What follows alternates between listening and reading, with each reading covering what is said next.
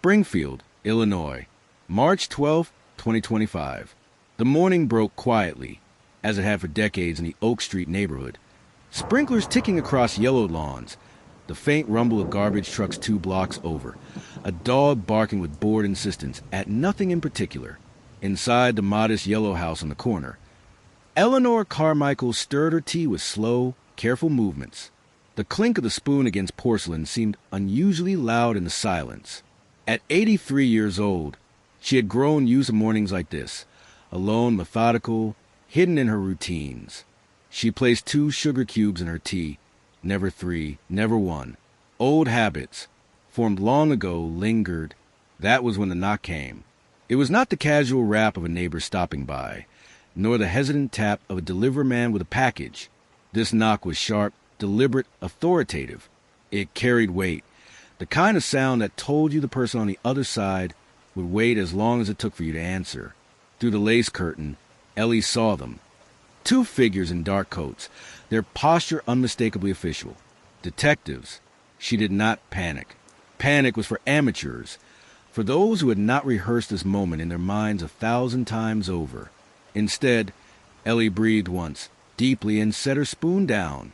Her reflection in the teacup looked back at her. Thin lips, pale eyes, a lined face that had grown old in silence. She opened the door. "Miss Carmichael?" the taller detective asked, holding up a badge. "I'm Detective Laura McKinney. This is Detective Harris. We need to talk to you about 3 women who went missing in Springfield between 1978 and 1982. Ellie looked at them, her gaze steady. No tremor or confusion crossed her features. No denial came to her lips. She seemed, in fact, almost relieved, as though the burden she had carried for nearly half a century had finally grown too heavy to bear. "So," she said softly, almost kindly, "you finally found me." The detectives exchanged a glance. It wasn't often a suspect greeted them with a confession before they even stepped inside. Inside the house, everything was neat to the point of obsession. Books stacked by color on the shelves, Afghans folded with military precision, framed photographs of cats long dead. Yet there was an air of emptiness, as if the house itself had been holding its breath for 45 years. Neighbors would later say the Carmichael house had always been normal. Ellie had been nice enough, if a bit private. She baked cookies for church sales, read books to children at the library, fed stray cats from a tin dish on her porch. Nobody had ever suspected the small, bird-like woman could carry such monstrous secrets. But now the silence was broken. The past was awake again. And the story of Springfield's forgotten daughters, Marilyn, Tina, Bethany, was about to be told at last. To understand how Ellie Carmichael got away with murder, one must first understand Springfield in the late 1970s. It was a city balanced awkwardly between small-town charm and the edge of urban sprawl. Downtown still carried the echoes of Abraham Lincoln, the pride of Illinois, while the suburbs expanded with cookie-cutter houses and 2-car garages. People knew their neighbors, or at least pretended they did. The public library, Ellie's kingdom, was a centerpiece of community life. Families came on Saturday mornings. Children sprawled across beanbags with picture books. Teenagers flipped through records in the media section, and older residents found quiet corners for newspapers. Everyone recognized the head librarian with her tidy cardigans and tight bun. She seemed harmless, even comforting. Springfield in those days was a trusting town. Doors were left unlocked. Kids roamed the streets until dusk, and missing girls were too often dismissed as runaways. That attitude, combined with police department ill-prepared for the rising crime wave of the 1970s, created the perfect hunting ground. And Ellie knew it. The first to disappear was 21-year-old Marilyn Hurst. In the summer of 1978, Marilyn was the kind of young woman who seemed destined to light up rooms. She waitressed at Lou's Diner on Main Street, saving money for nursing school. She wore her blonde hair in a feathered style and sang along with Fleetwood Mac while pouring coffee. Customers lingered just to talk to her. Her younger sister, Denise, remembered. Marilyn had this laugh. It was big, like it filled every corner. If you were sad, she made you forget it for a while. I can still hear it sometimes. On July 17th, Marilyn finished her late shift just before midnight. She waved goodbye to a co-worker, climbed into her used Chevy Nova, and drove off into the humid night. She never made it home.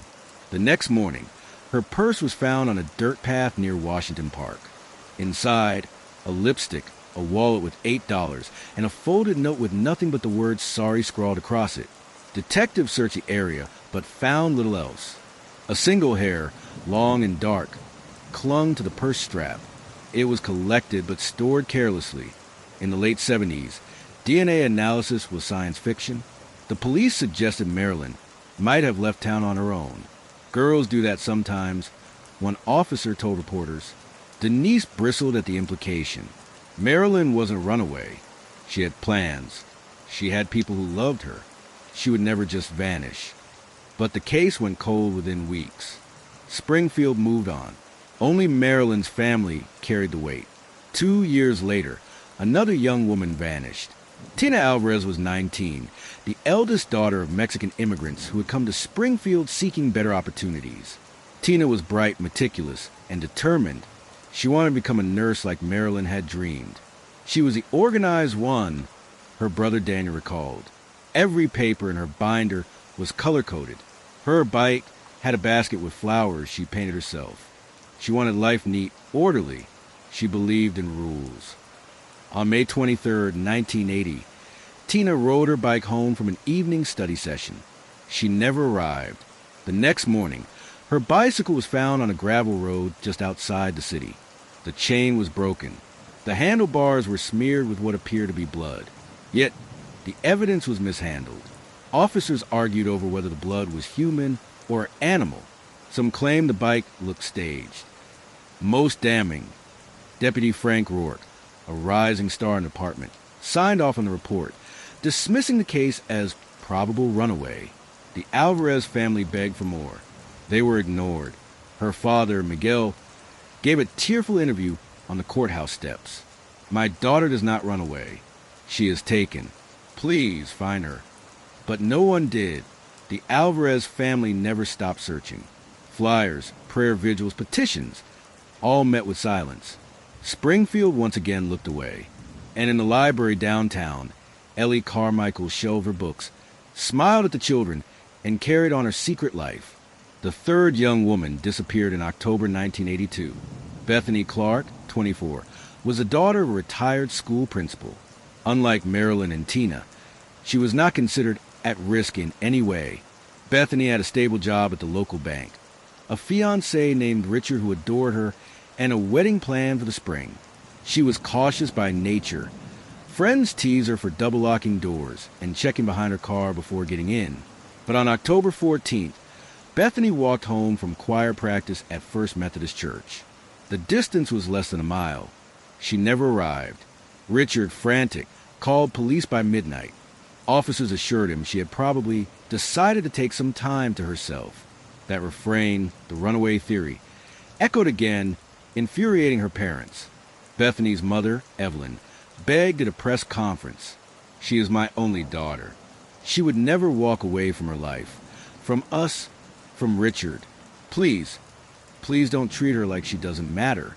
A week later, Bethany's hymn book was found in a drainage ditch near the edge of town.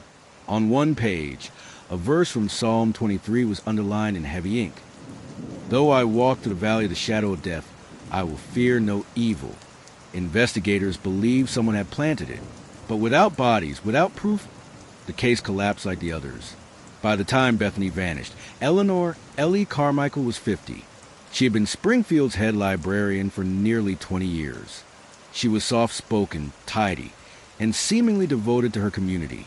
She lived alone in the yellow house her parents had left her, never married, and never spoke much about her personal life. Children adored her story hours. Adults trusted her with their book clubs. She always remembered names, birthdays, favorite authors. What nobody noticed was how carefully Ellie used her role to study people. She knew which young women came in late at night to study, which walked home alone, which trusted authority figures. In her journals, discovered decades later, she wrote chillingly clinical notes. M, too trusting, smiles at strangers. T, values order, will obey. B, sings when she walks. Hesitant near men, easier with a woman. To neighbors, Ellie was merely private. To Springfield, she was a fixture. To her victims, she became something far worse, a predator hiding behind kindness. By 1983, Springfield had 3 missing young women. The cases never formally connected. Police blamed runaways, accidents, even romantic drama. But not everyone accepted that. A young reporter named Janet Riley, fresh out of journalism school, began digging. She noticed patterns the police ignored. All 3 women were last seen within a 2-mile radius. Each had ties to the library. Marilyn checked out nursing textbooks. Tina used it as a study space. Bethany attended choir rehearsals across the street. Evidence in each case seemed mishandled, lost, or dismissed by the same deputy. Frank Rourke. Janet pitched a series on the missing women. Her editor, worried about libel, allowed only a brief article. It was buried on page 6. Still, families noticed. Denise Hurst clipped the article and kept it in a shoebox with Marilyn's photos. Miguel Alvarez mailed Janet a thank you letter. Evelyn Clark called her the only one listening. Meanwhile, whispers grew louder. Some claimed the department didn't want to look too closely because one of their own might be involved. Others suggested a cover-up. Springfield was small, its officers connected by bloodlines and backroom deals. And in the center of it all, Ellie kept her smile. She volunteered at church, hosted knitting circles, lent books with gentle recommendations. No one suspected the librarian. Not yet. Not all of Ellie's attempts ended in silence. In the fall of 1983, a 19-year-old community college student named Kara Simmons was walking home after an evening shift at the grocery store. Her route cut past a library parking lot, dimly lit and nearly empty. Kara recalled later in a taped interview. I saw her there, Mrs. Carmichael, the librarian. I knew her since I was a kid. She smiled and said she had a flat tire, asked if I could help. I didn't think twice. She was this little old-fashioned lady with glasses and a cardigan. She wasn't scary. But as Kara leaned down to look at the tire, something metallic glinted in the corner of her vision. A hammer. I felt her move behind me. My gut just screamed run. So I bolted. She called my name. Like she was offended I didn't stay. I didn't stop running until I got home. Kara told her mother, who dismissed it as a misunderstanding. She's just a librarian, honey. Kara never filed a report. It wasn't until decades later, watching the news in 2025, that Kara came forward. Her testimony gave prosecutors one of the first chilling glimpses into Ellie's methods and her ability to weaponize trust. When investigators finally searched Ellie's home in 2025, they found dozens of leather-bound journals stacked neatly in her attic. Each was filled with tiny, slanted handwriting, lists of names, observations, and rules. The journals revealed a mind consumed not by rage, but by control.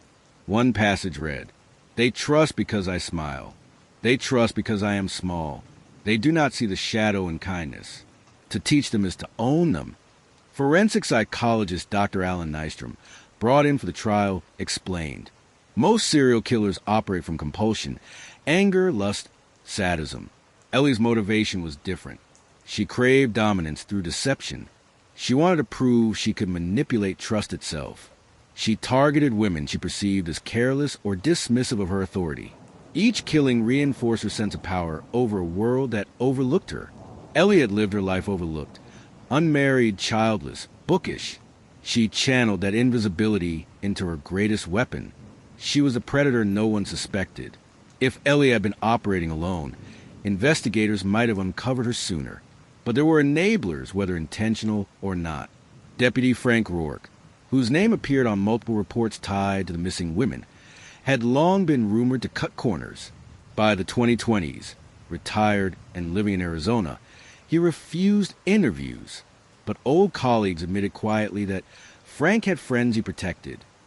Journalist Janet Riley, looking back in a 2025 podcast episode, recalled, "Every time I pushed the police for answers, it came back to Rourke.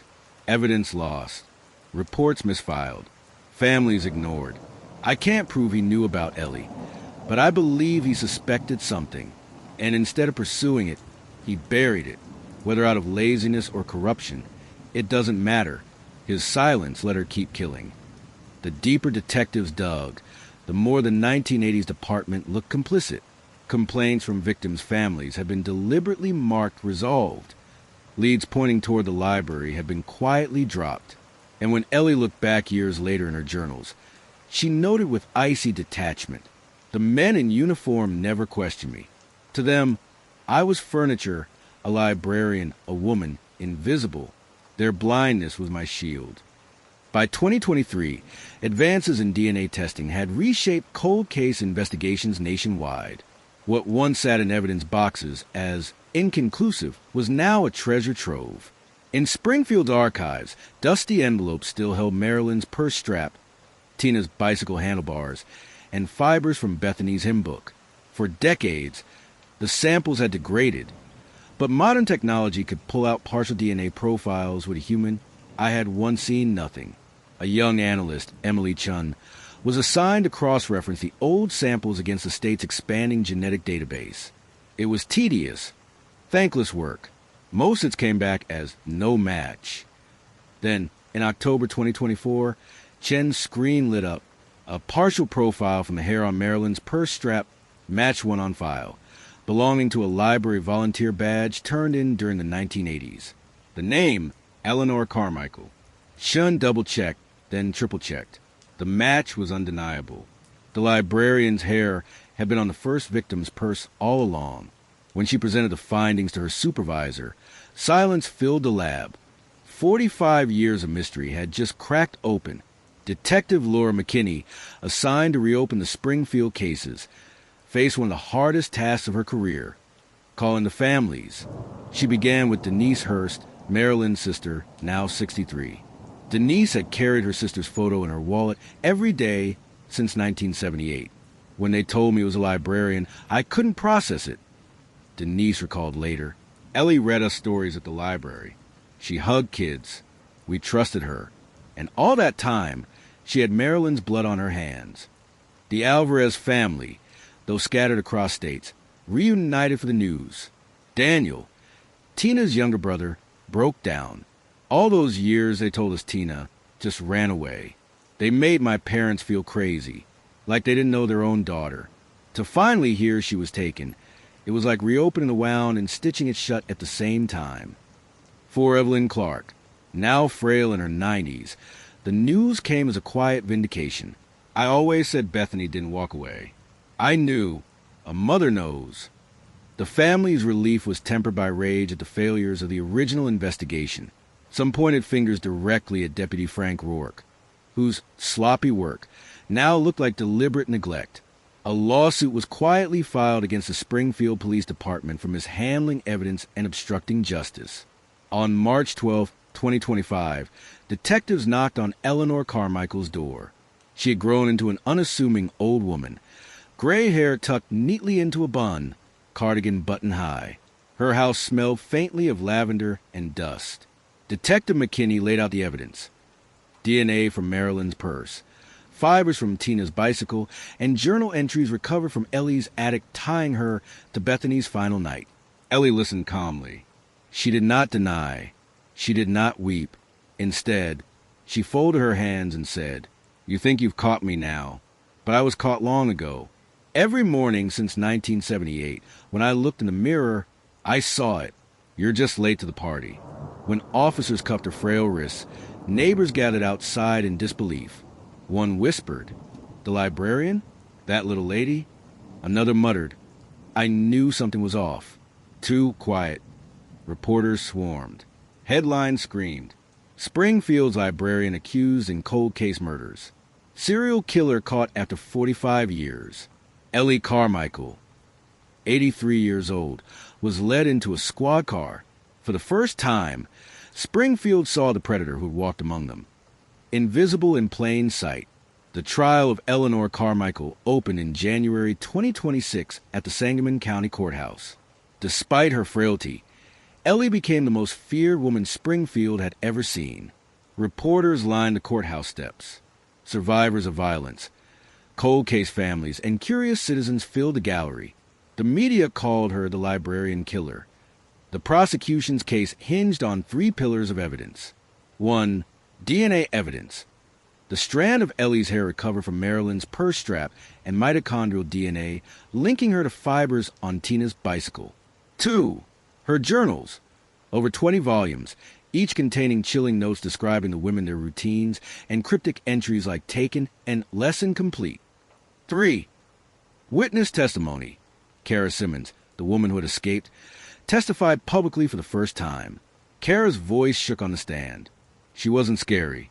That's what's terrifying. She looked like somebody's grandma. But I swear, if I hadn't run that night, I'd be in the ground with the others.